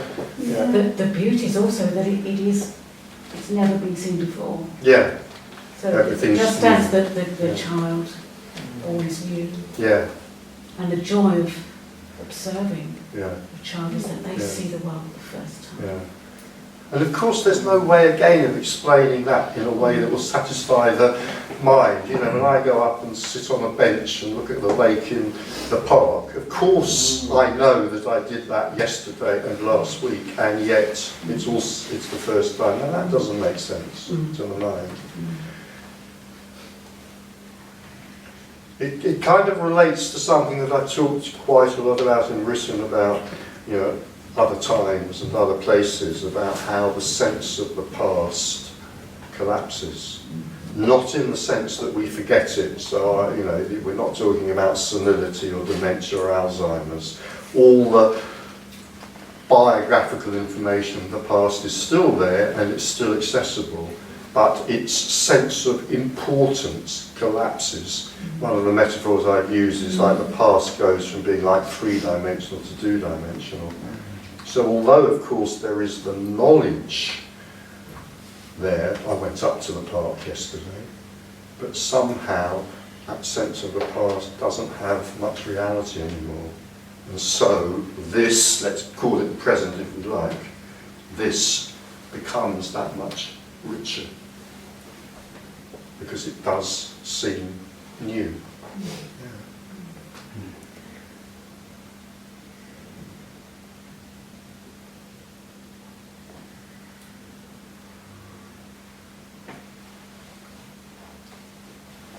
Yeah, I suppose the sort of the memory of a past is very much a prime motivator, isn't it, for me, about how it behaves and how it thinks in the present, and then with the anticipation of what is then going to take place in the future. Yeah. So I suppose once that the stories associated with the past, because it's the attachment to the story, which I mean here is seen to be such a big motivator. The feelings that go with that story also tend to be one of the first things that is reported collapsing. Feelings like, very obviously, nostalgia, regret and guilt. These are three, what I would call pseudo-emotions, which very much obviously attach to the past and can only be sustained because we believe in the past and take it seriously. So in that sense of the past, it's kind of collapses in a way. As I say, the biographical information is still there, and it tends to take regret, nostalgia and guilt away. I mean, sometimes people say, what's it like? Which is a perfectly reasonable question. It's just unfortunate that it's unanswerable. But there are some things that we could say, well, there are tendencies, and it's probable that certain feelings, for example, won't arise. And regret, guilt and nostalgia may be 3 of those. It's probable depression won't arise. It's probable that boredom won't arise. Any of those could, but it's probable that they won't. And some of that is because the sense of the past being real, in a sense, has collapsed. Now, again, this is the sort of thing that gets, the critics, including the Buddhist critic, maddened with fury, because it's so bleeding obvious that the past was real. It's fine, say that's all right, The mind wants that, it's fine. I'm going to argue about that with an angry Buddhist. More than my life's worth, probably. But nevertheless, the reality of that to talk conventionally, we could say in emotional terms or in psychological terms, collapses. So is the past real? Yeah, of course it's real. Yeah. Is the past real? No, absolutely not. It loses its meaning and it loses its hold on us, and that can be a stranglehold. It can be a prison, can't it? Memories of the past, we all know that. We can spend months, years in the prison of the past. The door's always open, but the person can't see that. The person collapses. Oh look, the door's open. I'll just walk out. I think also the thing is about those feelings you talk about associated with the past are also what the person sees as clearly defining who they are. So the prospect of losing that is quite frightening, because it's like the sense of, well, actually that's my identity. Yeah. You take that away, what is left? Yes.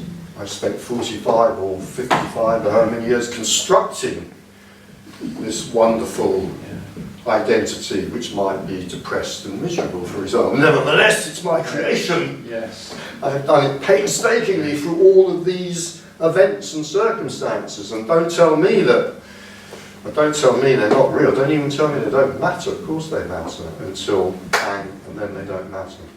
It's also that which defines them is also the thing which is actually creating the suffering as well. I've said, because it's the attachment to the story associated with the feelings from the past, And so the present is very much lived according to those feelings from the past, And you think, well, if only you could drop the story, or at least recognise it to be a story. So although those thoughts may continue to arise, there isn't an attachment to those stories anymore.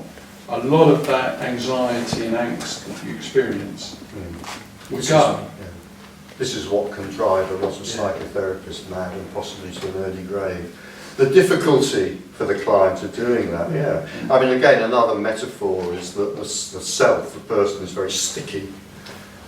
So issues, thought and feeling issues stick to the person, and the hideous metaphor that I've used is it's like flypaper. So every fly that comes in through the window sticks to it until this flypaper is encrusted with the corpses of dead flies. It's our traumas from the past which we're hanging on to.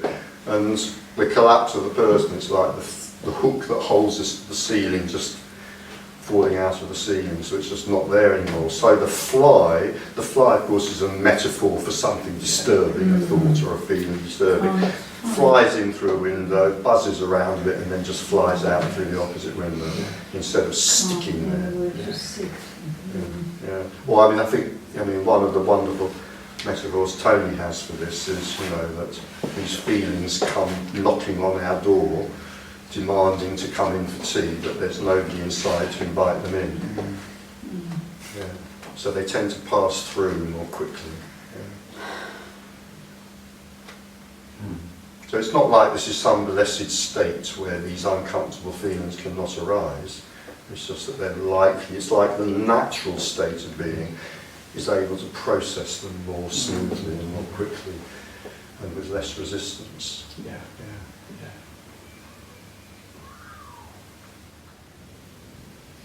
you think there's any relevance to human activity? Do you think there's any relevance to human activity? Relevant to what? Well, it is, like everything else, it is what it is. Human activity is human activity. I mean, I may be misinterpreting the question, but if I am, tell me. But what I would say is, nothing needs any justification other than itself. So, human activity doesn't need to be relevant to anything. It's like saying nothing needs a meaning other than what it is. You know, when this is seen, everything is so full that to add a meaning to it or to add a relevance to it, not only doesn't it add anything, but there's no room anyway. There's no gap into which relevance or meaning can be inserted. And again, this is one of the statements that can be heard as such an insult to the mind which sees itself on a meaningful spiritual path. For whom everything is meaningful and everything is deadly and tragically serious. Sometimes tragically serious, yeah. So it's again, I might be misinterpreting what you said, but it's a bit like, is there meaning? It doesn't need, there doesn't need to, what's the meaning of an ant crawling over a twig? The meaning of an ant crawling over a twig is an ant crawling over a twig. I mean, that's so full in itself. There's no room for any additional meaning. I suppose that fullness in itself is a meaning that transcends a human kind of a meaning. I mean, the meaning that human beings attribute to things is very conditional and limited and finite, but there seems to be a transcendence. It's like the thing itself is transcendence. It's not really seen as that. It is transcendence. And it has this profound meaningfulness that's nothing to do with what we would say is meaningful, but it seems to be doing itself. But we can't know what or why or where it's going, but we can absolutely, totally know that we can't know. And that not knowing is the answer. It's the freedom, because you've seen it. Yeah. It's like it's not like, oh, I believe, I've heard, I read in a book that you can't know it, so forget the search. No, the search is continuing to see. You can't know, therefore how can you be trapped? Well, I'm not sure if I'm following that, but I certainly went, oh yes, about the unknowability, recognising the unknowability as being part of the freedom. It is so freeing to recognise the unknowability. Yeah. And that can be certainly seen by anybody at any time. Yeah. You don't need to know us. And the conditioned mind can be desperate to know, of course. It can torture itself. We torture ourselves, and quite literally, obviously, we sometimes torture other people as well over this insistence that we can know, firstly, that this is about something, which it isn't, and secondly, what this something is about. Yeah. So is the proposition that no event has any relationship to any other event, but only to the nothing from which it arises? That's a perfectly good description, yes. Yeah. And then for the character that continues to live in the water of space and time, then events do have a connection with each other. Yes. And whether I am here at this meeting on time has a connection with the event earlier when I went to the station and there was a hideous delay on the trains because there was a broken down train, and then it turned out that was on the down line and I was on the up line. I mean, in that sense, of course, all the normal connections just continue. So again, the character lives in space-time, the character lives with cause and effect. And it's seen that there is just this, in which that apparently arises. Yeah. So any apparent pattern is also really unknowable. Yes, ultimately yes. But, and I think this is probably this is an important point. It's quite a useful point for our evolutionary survival, actually, in that sense. That again, for the person, the character, the individual, whatever you want to call it, living a life, the detection and the noticing of patterns is of paramount importance. Yeah. Without it, we wouldn't have survived as a species. You know, if you can't tell the difference in the pattern of the wind blowing the corn and a tiger moving the corn, you don't live long enough to pass on your genes in conventional terms. Yes. So we are incredibly good at detecting patterns. And we're also incredibly good at detecting false patterns as well. Okay. Let's, the crops have not looking too good this year, well, let's try a virgin sacrifice. That might work. Spread the blood upon the field. Oh, look, the crops are growing better now. So we'll now have a virgin sacrifice for the next 2,000 years. I mean, that's an example of detecting a false pattern. But obviously the evolutionary advantage of detecting real patterns, and sometimes false ones, is enormous. But all animals, all Of course. do this. Yeah, of course. Yeah. Yeah. We happen to be spectacularly successful at doing it, yeah. In that sense. But the seeing that there's no because, that the because falls away. Yeah.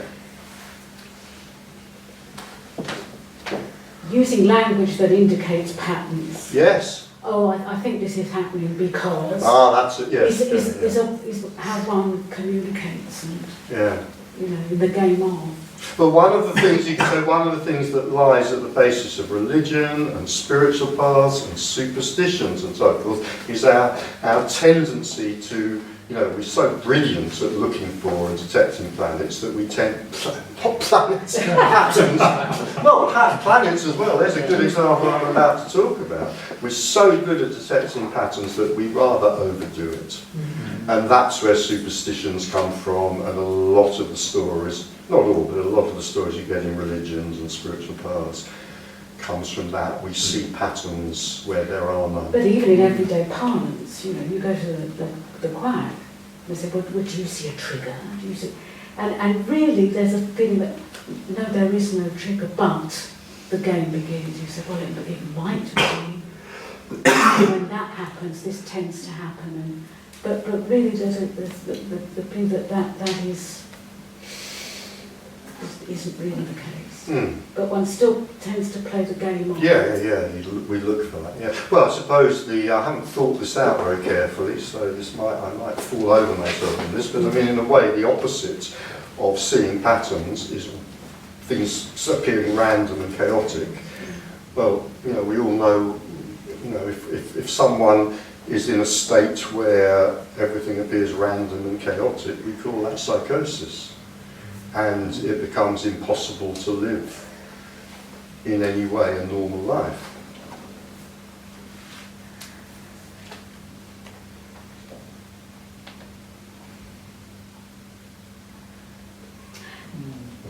In the same vein, psychosis can also arise from phenomena arising and a story being added to it. Yeah. So it's kind of... Yeah. So there's a perfectly normal, I know someone like this, sadly. Well, it's not sad that I know them, it's sad that he is like this, so perfectly normal phenomena arise, and added to that is an intensely paranoid story which arises out of, let's just sort of use the word not too technically, out of the psychotic mind. Yeah. So, a car drives past in the street as a random event, but for this person's mind, it's the mafia, because the mafia are constantly watching him and everyone he knows. And, it's destroyed his life, as one might imagine. Yeah.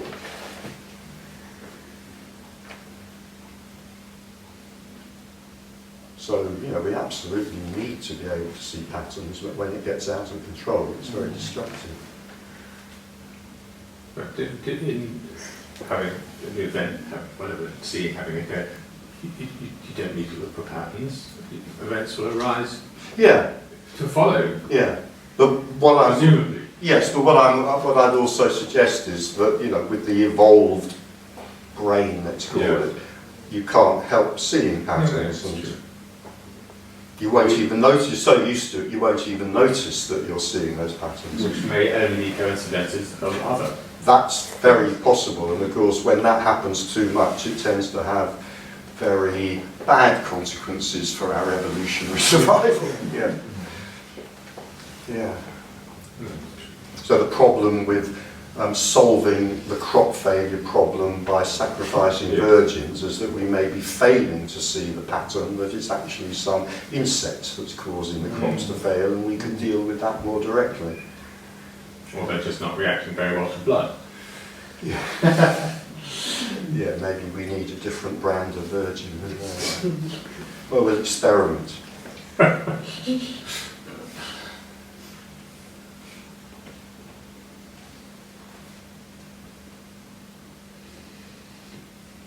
But even in a simple form, noticing the pattern that if, you know, our neighbours eat this fungi, they die, and if they eat that fungi, they don't die. I mean, that's quite useful information. Yes. So that's cause and effect, isn't it? Apparently. If they eat the fungus and they die, they Yeah, of course, apparently. The yeah. cause was the fungi and the effect was that they died. Yeah, and this is one of the anvils upon which we speakers about non-duality can be broken mercilessly by the hammers of our enemies. You say there is no cause, no time, no cause and effect, and yet, you know, and yet you left your house and caught a train, and here you are. What are you talking about? I think that's a very good point upon which to leave this. There's a group upstairs to whom I had promised access to the sink at 5 o'clock so they can clear their stuff up, and it is 5 o'clock. So, thank you for being here. And Thank you very much.